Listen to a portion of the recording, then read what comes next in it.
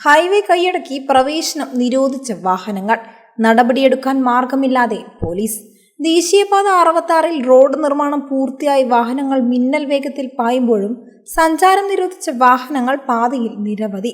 ദേശീയപാതയിൽ അപകടങ്ങൾ വർദ്ധിക്കുകയും വാഹനയാത്രക്കാരുടെ ജീവൻ നഷ്ടപ്പെടുമ്പോഴും RTO പോലീസ് അധികൃതർക്ക് ഒരു അനക്കവുമില്ല. കഴിഞ്ഞ ശനിയാഴ്ച രാത്രിയിലാണ് ദേശീയപാതയിൽ ഇരുചക്രവാഹന യാത്രക്കാരൻ കാർ ഇടിച്ചതിനെ തുടർന്ന് മരിച്ചത്. ഇത്തരത്തിൽ ഒട്ടേറെ പേരുടെ വിലപ്പെട്ട ജീവൻ ദേശീയപാതയിൽ അപകടങ്ങളിൽ പൊലിയുന്നുണ്ട്. സൈക്കിൾ, മോട്ടോർ ബൈക്കുകൾ, സ്കൂട്ടർ, കാളവണ്ടി, ഉന്തുവണ്ടി, ട്രാക്ടർ, ഓട്ടോറിക്ഷ എന്നിവയുടെ സഞ്ചാരം ദേശീയപാതയിൽ നിരോധിച്ചിട്ടുണ്ട്.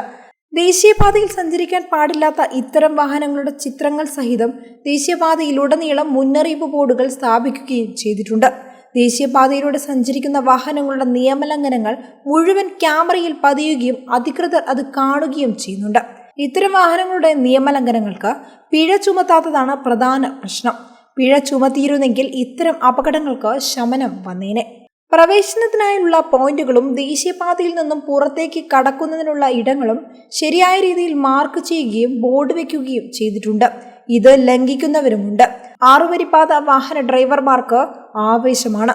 അനുവദിച്ചതിലും കൂടുതൽ വേഗത്തിലാണ് വാഹനങ്ങൾ ചീറിപ്പായുന്നത്. ദേശീയപാതയിൽ മണിക്കൂറിൽ 80 മുതൽ 100 കിലോമീറ്റർ വരെ വേഗം അനുവദിച്ചിട്ടുണ്ടെങ്കിലും ഇതിലും കൂടുതൽ വേഗത്തിലാണ് വാഹനങ്ങൾ കടന്നുപോകുന്നത്. ഇതിനിടയിൽ സർവീസ് റോഡുകളിൽ നിന്ന് മറ്റു വാഹനങ്ങൾ അനധികൃതമായി 6-വരിപ്പാതയിൽ കടക്കുമ്പോഴാണ് മിക്ക അപകടങ്ങളും ഉണ്ടാകുന്നത്.